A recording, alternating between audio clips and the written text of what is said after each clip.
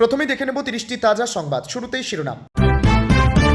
কিউবার কাকড়া চিন্তা বাড়াচ্ছে ট্রাম্পের। ইরান যুদ্ধের আবহে আমেরিকার উঠোনে ঘনাচ্ছে নতুন বিপদ। ভোট প্রচারে মমতার মন্তব্য উস্কানিমূলক। রাজ্যের সিইওর কাছে রিপোর্ট চাইল কমিশন। কি বলেছিলেন মুখ্যমন্ত্রী? কেরলের সমস্যা হলো না, বাংলাতেই কেন? ভোটার তালিকা নিয়ে মমতাকে সরাসরি প্রশ্ন অমিত শাহের। সরকারি কর্মীদের মহার্ঘ ভাতা দিতে সরকারি কর্মীদের শনি রবি ছুটি বাতিল, নয়া বিজ্ঞপ্তি জারি নবান্নের।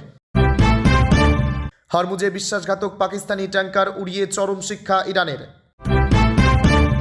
শুভেন্দুর বিরুদ্ধে 32টি মামলা, হাইকোর্টে জানালো কলকাতা ও রাজ্য পুলিশ। আরও 13 লক্ষ নাম বাদ গেল, ভোটের মুখে মহা বিস্ফোরণ। সংখ্যালঘু ভোটে কি কমল বাংলায়?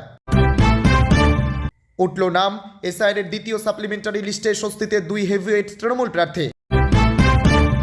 জঙ্গিপুরে রামনবমীর মিছিলে অশান্তি, আরএসএস হিন্দুত্ববাদী দলের নেতা সহ গ্রেপ্তার একাধিক।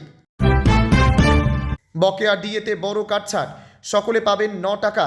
রাজ্য সরকারি কর্মীদের জন্য বড় আপডেট নবান্নের। এতক্ষণ শুনছিলেন সংবাদ শিরোনাম, এবার আসছে বিস্তারিত খবরে।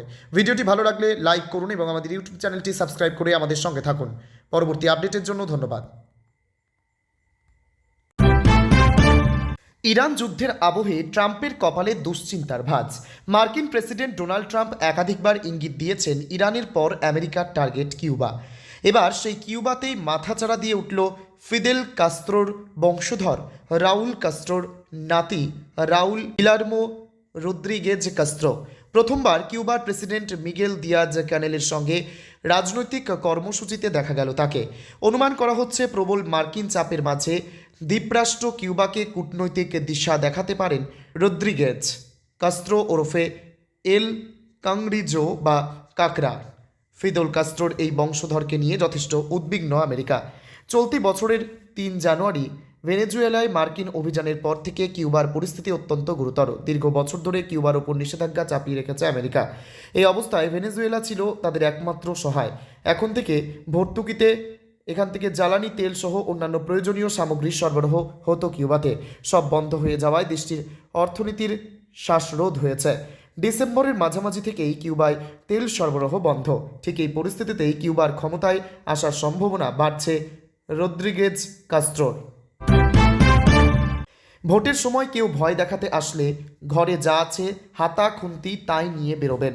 সম্প্রতি পশ্চিমবঙ্গ বিধানসভা নির্বাচনের প্রচারে উত্তরবঙ্গ সফরে গিয়ে মা বোনেদের উদ্দেশ্যে এই বার্তাই দিয়েছেন মুখ্যমন্ত্রী মমতা বন্দ্যোপাধ্যায়। এবার সেই মন্তব্যের প্রেক্ষিতেই রাজ্যের সিইওর কাছে রিপোর্ট চাইল নির্বাচন কমিশন। সূত্রের খবর, মুখ্যমন্ত্রী সেই ভিডিও ক্লিপ সোশ্যাল মিডিয়ায় ভাইরাল হয়ে গেছে। আর এতেই অশান্তি বাড়তে পারে এমনটাই আশঙ্কা জাতীয় নির্বাচন কমিশনের। তাই সেই ভিডিও খতিয়ে দেখে দ্রুত রিপোর্ট পাঠাতে বলা হয়েছে পশ্চিমবঙ্গের মুখ্য নির্বাচনী আধিকারিকের দফতরকে। কি বলেছিলেন মুখ্যমন্ত্রী? বুধবার উত্তরবঙ্গ সফরে মাটিগাড়া নকশালবাড়িতে জনসভা করেছিলেন মমতা বন্দ্যোপাধ্যায়। এসআইআর প্রক্রিয়া থেকে শুরু করে কেন্দ্রীয় বাহিনীর অতি সক্রিয়তা ভূমিকা এবং প্রশাসনিক পদে একের পর এক রদবদল নিয়ে বিজেপি ও কমিশনকে একসুরে তোপ দেখেছিলেন। রাজ্যের একাধিক শীর্ষ আধিকারিকদের বদলি নিয়ে মুখ্যমন্ত্রী অভিযোগ ছিল তার সঙ্গে আলোচনা না করেই তাদের বাইরে পাঠিয়ে দেওয়া হয়েছে। এবার কোনো ঘটনা হলে সামলাবে কে? সেই জনসভা থেকেই মা বোনেদের উদ্দেশ্যে তার আহ্বান ছিল ভোটের দিন সকালে বুথ পাহারা দিন। বাংলায় চলতি এসআইআর প্রক্রিয়া ও ভোট তালিকা নিয়ে যখন লাগাতার নির্বাচন কমিশন ও বিজেপিকে নিশানা করছে মমতা বন্দ্যোপাধ্যায়, তখন পাল্টা প্রশ্ন তুললেন অমিত শাহ। শনিবার কলকাতায় সাংবাদিক বৈঠক করে তৃণমূল সরকারের বিরুদ্ধে চার্জশিট পেশ করেন কেন্দ্রীয় স্বরাষ্ট্রমন্ত্রী। সেই বৈঠকে তিনি নিজেই এসআইআর প্রসঙ্গ তোলেন। তার কথায়, গোটা দেশে এসআইআর প্রক্রিয়া চলেছে, অবিজেপি রাজ্যেও হয়েছে। তামিলনাড়ু কেরলে খুব সুষ্ঠুভাবে এসআইআর প্রক্রিয়া সম্পন্ন হয়েছে, কাউকে আদালতে যেতে হয়নি। তাহলে শুধু পশ্চিমবঙ্গেই সুপ্রিম কোর্টকে হস্তক্ষেপ করতে হলো কেন? ভোটের আগে এসআইআর প্রক্রিয়াকে কার্যত বাংলা ও বাঙালির প্রতি আঘাত বলেই দেখাতে চেয়েছে তৃণমূল।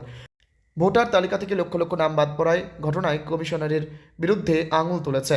এ ব্যাপারে সুপ্রিম কোর্টে গিয়ে সওয়ালও করেন মমতা বন্দ্যোপাধ্যায়। আর তার পরেই ভোটের তালিকায় যাচাইয়ের জন্য জুডিশিয়াল অফিসার নিয়োগের নির্দেশ দেয় শীর্ষ আদালত। এদিনের সাংবাদিক বৈঠকে অমিত শাহ বলেন, ভোটার তালিকায় অনুপ্রবেশকারীদের ঢুকিয়ে রেখেছিল তৃণমূল সরকার। জেলা শাসকরাও নির্ভীকভাবে কাজ করতে পারেননি। সেই কারণেই সুপ্রিম কোর্টকে জুডিশিয়াল অফিসার নিয়োগ করতে হয়েছে। বর্তমানে রাজ্য সরকারি কর্মীদের কাছে সবথেকে বেশি গুরুত্বপূর্ণ হলো সুপ্রিম কোর্টের নির্দেশ মেনে বকেয়া ডিএ বা মহার্ঘ ভাতা মিটিয়ে দেওয়া।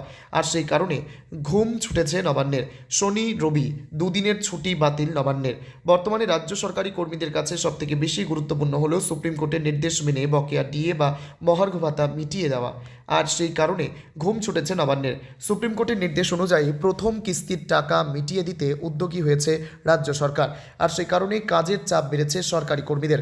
কারণ সুপ্রিম কোর্টের নির্দেশ অনুযায়ী 31 মার্চের মধ্যেই বকেয়া ডিএ মিটিয়ে দেওয়ার কথা রাজ্য সরকারের। সরকারি কর্মীদের বকেয়া ডিএ মিটিয়ে দিতে সরকারি কর্মীদের ছুটি বাতিল করেছে রাজ্য সরকার। নবান্ন সূত্রে খবর, সপ্তাহান্তে অর্থাৎ শনিবার ও রবিবার সরকারি কর্মীদের ছুটি বাতিল করা হয়েছে। তবে শুধুমাত্র চলতি সপ্তাহেই নয়, আগামী সপ্তাহেও শনি ও রবিবার খোলা থাকবে নবান্নের অ্যাকাউন্টস বিভাগ। আসতে হবে সংশ্লিষ্ট দপ্তরের কর্মীদের। শুক্রবার স্বরাষ্ট্র দপ্তর ছুটি বাতিল সংক্রান্ত একটি বিজ্ঞপ্তি জারি করেছে। সেখানেই বলা হয়েছে ছুটি বাতিলের পাশাপাশি কবে টাকা কর্মীদের ব্যাংক অ্যাকাউন্টে পাঠানো হবে তাও জানিয়ে দেওয়া হয়েছে। হরমুজ প্রণালীর মধ্যে দিয়ে যাওয়ার সময় একটি পাকিস্তানি পতাকাবাহী তেলের ট্যাঙ্কার ইরানের ক্ষেপণাস্ত্র হামলায় ধ্বংস হয়ে গেছে। মাত্র কয়েক ঘন্টা আগে ঘটে যাওয়া এই তেহরান হরমুজ প্রণালীর মধ্যে দিয়ে যাওয়ার সময় একটি পাকিস্তানি পতাকাবাহী তেলের ট্যাঙ্কার ইরানের ক্ষেপণাস্ত্র হামলায় ধ্বংস হয়ে গেছে। মাত্র কয়েক ঘন্টা আগে ঘটে যাওয়া এই ঘটনায় বেড়েছে ভূরাজনৈতিক উত্তেজনা। এই আক্রমণকে অনেকে ইরানের পক্ষ থেকে পাকিস্তানের প্রতি জবাব হিসেবে দেখছেন, কারণ পাকিস্তানি ইরানি তেল আমেরিকায় পুনরায় রুট করে দেওয়ার অভিযোগে জড়িত ছিল বলে ইরান দাবি করেছে। হরমুজ প্রণালী বিশ্বের তেল পরিবহনের সবচেয়ে গুরুত্বপূর্ণ রুট। এখান দিয়ে বিশ্বের প্রায় 1/5 তেল যায়। ইরান ইসরায়েল আমেরিকা যুদ্ধের মধ্যে ইরান এই প্রণালী নিয়ন্ত্রণে কড়া অবস্থান নিয়েছে। পাকিস্তানি ট্যাঙ্কারটি যখন প্রণালী পার হচ্ছিল তখনই ইরানি ক্ষেপণাস্ত্র আঘাত হানে। ট্যাঙ্কারটি সম্পূর্ণ ধ্বংস হয়েছে বলে প্রাথমিক রিপোর্টে জানা গেছে। এখনও পর্যন্ত ক্রু সদস্যদের নিরাপত্তা নিয়ে স্পষ্ট তথ্য পাওয়া যায়নি, তবে ক্ষয়ক্ষতি ব্যাপক। ইরানের পক্ষ থেকে এখনও সরাসরি দায় স্বীকার করা হয়নি, তবে তেহরানের কাছাকাছি সূত্রগুলো বলছে এটি পাকিস্তানের বিশ্বাসঘাতকতার জবাব। এ পর্যন্ত রাজ্যের বিরোধী দলনেতা শুভেন্দু অধিকারীর বিরুদ্ধে 32টি ফৌজদারি মামলা বিচারাধীন রয়েছে। শুক্রবার হাইকোর্টে এই সংক্রান্ত মামলায় রিপোর্ট দিয়ে সেই তথ্যই জানালো কলকাতা ও রাজ্য পুলিশ। বিধানসভা নির্বাচনে নন্দীগ্রাম ও ভবানীপুর দুই কেন্দ্র থেকেই বিজেপির প্রার্থী হয়েছেন শুভেন্দু অধিকারী। প্রথম দফায় হবে নন্দীগ্রামের ভোট, দ্বিতীয় দফায় ভবানীপুরে। এই পরিস্থিতিতে মনোনয়নপত্র জমা দেওয়ার আগে রাজ্যে কোথায় কতগুলো ফৌজদারি মামলা তার বিরুদ্ধে রয়েছে তার বিস্তারিত তথ্য জানাতে চেয়েছিলেন শুভেন্দু। মামলায় রাজ্য পুলিশ ও কলকাতা পুলিশের কাছে সেই তথ্য জানতে চেয়েছিলেন হাইকোর্টের বিচারপতি সৌগত ভট্টাচার্য। কলকাতা পুলিশ অবশ্য আগেই রিপোর্ট জমা করেছিল। সেই মতো 7টি ফৌজদারি মামলা বিরোধী দলনেতার বিরুদ্ধে রয়েছে বলে জানানো হয়। শুক্রবার রাজ্য পুলিশের তরফে জানানো হয়েছে শুভেন্দু অধিকারীর বিরুদ্ধে রাজ্য পুলিশে মোট 25টি ফৌজদারি মামলা রয়েছে, অর্থাৎ সব মিলিয়ে মোট 32টি ফৌজদারি মামলা দায়ের হয়েছে। এদিন রিপোর্ট জমা পড়তেই শুভেন্দু অধিকারীর মামলার নিষ্পত্তি করে দেন বিচারপতি ভট্টাচার্য। অন্যদিকে ব্যারাকপুর বিধানসভা কেন্দ্রের বিজেপি প্রার্থী কৌস্তব বাগচিও একই আবেদনে কলকাতা হাইকোর্টে। সুপ্রিম কোর্টের নির্দেশে যাচাইয়ের পর শুক্রবার দ্বিতীয় সাপ্লিমেন্টারি ভোটার তালিকা প্রকাশ হয়েছে। এই মুহূর্তে সবচেয়ে বড় খবর হলো এই দ্বিতীয় সাপ্লিমেন্টারি তালিকা প্রকাশের শেষে ভোটার তালিকা থেকে আরও প্রায় 14 লক্ষ নাম বাদ গেল। গত 28 ফেব্রুয়ারি নির্বাচন কমিশন যে চূড়ান্ত ভোটার তালিকা প্রকাশ করেছিল তাতে দেখা যায় খসড়া তালিকার তুলনায় 63,66,000 নাম বাদ গেছে। তার সঙ্গে আরও প্রায় 14 লক্ষ জুড়লে সংখ্যাটা 77 লক্ষ ছাপিয়ে যাচ্ছে। এবং এখানেই শেষ নয়, সংখ্যাটা শেষমেশ 90 লক্ষ হতে পারে। এবং এখানেই সবচেয়ে বড় প্রশ্ন যে প্রশ্নটি উঠছে তা হলো এর ধাক্কায় সংখ্যালঘু ভোটারের সংখ্যা কি বাংলায় কমে গেল, তা কতটা কমে গেল, তাতে এই নির্বাচন কি প্রভাব পড়তে পারে? লজিক্যাল ডিসক্রিপেন্সির কারণে যে 60 লক্ষ আবেদন ঝুলেছিল তার মধ্যে 31 লক্ষের নাম যাচাই করে কমিশন এখনও পর্যন্ত সাপ্লিমেন্টারি তালিকা হিসেবে প্রকাশ করেছে। এবং 31 লক্ষের মধ্যে প্রায় 14 লক্ষ অর্থাৎ 44% বেশি ভোটারের নাম বাদ পড়েছে। সেই স্ট্রাইক রেট বজায় থাকলে বাকি 29 লক্ষ আবেদনের মধ্যেও আরও প্রায় 13 লক্ষ নাম বাদ পড়তে পারে। সেক্ষেত্রে বাদ পড়ার সংখ্যাটা পৌঁছে যেতে পারে 90 লক্ষে। বাংলায় সংখ্যালঘু জনসংখ্যার মধ্যে তৃণমূল কংগ্রেসের জনভিত্তি সবচেয়ে জোরদার রাজ্য রাজনীতিতে ধারণা। বিচারাধীন ছিল তার নাম, তবে এসআইয়ের দ্বিতীয় সাপ্লিমেন্টারি ভোটার তালিকায় এলো রাজ্যের মন্ত্রী শশী পাজার নাম। উল্লেখ্য, দ্বিতীয় সাপ্লিমেন্টারি লিস্ট প্রকাশ হওয়ার আগে পর্যন্ত শশী পাজার মনোনয়ন ঘিরে জটিলতা তৈরির সংশয় দেখা দিয়েছিল। তবে 27 মার্চ রাতে প্রকাশিত তালিকায় তার নাম থাকায় আর কোনো সমস্যা রইল না তার। আসন্ন নির্বাচনে শশীকে ফের শ্যামপুকুর থেকেই প্রার্থী করেছে তৃণমূল। এর আগে এসআইয়ের শুনানিতে ডাকা হয়েছিল মন্ত্রী শশী পাজাকে, সেখানে তিনি নথি জমা করে এসেছিলেন। এদিকে দ্বিতীয় সাপ্লিমেন্টারি তালিকায় নাম রয়েছে বীরভূমের হাসানের তৃণমূল প্রার্থী কাজল শেখেরও। এর আগে কাজলের মায়ের নামও বিচারাধীন ছিল। এই দফায় তৃণমূল নেতার মায়ের নামও উঠেছে তালিকায় নাম ওঠার পর তিনি বলেছেন, বিজেপি চেয়েছিল বাংলার মানুষ যাতে নিজের ভোটাধিকার প্রয়োগ করতে না পারে, কিন্তু মুখ্যমন্ত্রী মমতা বন্দ্যোপাধ্যায় এই নিয়ে আদালতে লড়াই করেছেন। উল্লেখ্য, রাজ্যের ছটি রাজনৈতিক দলের 14 জন প্রার্থীর নাম অ্যাডজুডিকেশন বা বিচারাধীন তালিকায় ছিল। এই আবহে আদালতের দ্বারস্থ হয়েছিল তৃণমূল কংগ্রেস। তাদের আবেদন, রাজনৈতিক দলগুলির প্রার্থীদের মামলাগুলি অগ্রাধিকার ভিত্তিতে নিষ্পত্তি করতে হবে এবং যদি দেখা যায় কারো নাম বাদ। রামনবমীর মিছিলে হামলা, পাল্টা হামলার অভিযোগে রণক্ষেত্র মুর্শিদাবাদের জঙ্গিপুর। ইট বৃষ্টি, লাঠি বাস হাতে সংঘর্ষ, ভাঙচুর থেকে অগ্নিসংযোগ। গতকাল উত্তপ্ত এলাকা। সংঘর্ষে আহত হয়ে মহকুমা হাসপাতালে চিকিৎসাধীন অন্তত 40 জন। আজ সকাল থেকে এলাকার পরিস্থিতি থমথমে। জানা গিয়েছে, অশান্তির ঘটনায় এক আরএসএস নেতা সহ 30 জনকে গ্রেপ্তার করেছে পুলিশ। নেতাদের তালিকায় রয়েছেন আরএসএস নেতা কিংসুক ভট্টাচার্য, হিন্দুত্ববাদী দলের নেতা বাবাই চক্রবর্তী। ঘটনার সঙ্গে জড়িত বাকিদের খোঁজেও তল্লাশি চালাচ্ছে পুলিশ। অশান্তি কাণ্ডে পুলিশের তরফে শতপ্রণোদিত মামলা সহ একাধিক এফআইআর। রঘুনাথগঞ্জ থেকে শুরু করে ফুলতলা মোড় বাসস্ট্যান্ড সংলগ্ন এলাকায় মোড়ে মোড়ে কেন্দ্রীয় বাহিনী। রাতভর উপদ্রুত এলাকায় চলেছে পুলিশি টহল। এ ঘটনায় রাজ্য পুলিশের ডিজির কাছে রিপোর্ট চেয়েছে নির্বাচন কমিশন। এরই মধ্যে ভোটের আগে থানার ওসিদের জন্য বিশেষ নির্দেশিকা নির্বাচন কমিশনের। থানার ওসিদের নির্দেশিকা সিইওর বলা হয়েছে, আগের নির্বাচনের সময় দায়ের হওয়া সমস্ত ফৌজদারি মামলার তদন্ত দ্রুত শেষ করতে হবে। সমস্ত জামিন অযোগ্য গ্রেপ্তারি পরোয়ানা কার্যকর করতে হবে। রাজ্য সরকারি কর্মচারীদের বকেয়া মহার্ঘ ভাতা প্রক্রিয়ায় বড় পদক্ষেপ নিয়েছে নবান্ন। তবে এই খুশির খবরের মধ্যেও তৈরি হয়েছে নতুন বিতর্ক।